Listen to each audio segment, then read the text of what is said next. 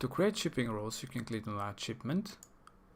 That will link you to Settings, Shipping.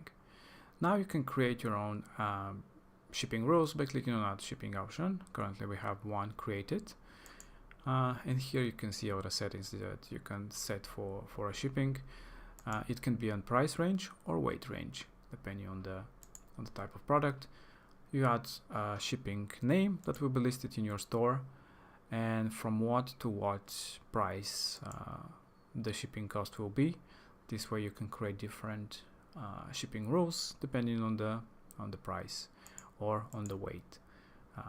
To change the metrics, you can do it from settings, the general settings, and you can change to pounds or anything else you want to have as a metrics. Same goes for the currency as well.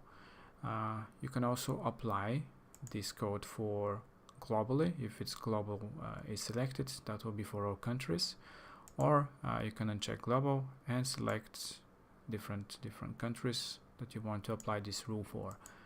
You can only apply it for one or for multiple countries. In this case, we have created one that you can easily edit by clicking on that plan and just adjust whatever rules you want to have. This is how simple it is to create your own shipping rules.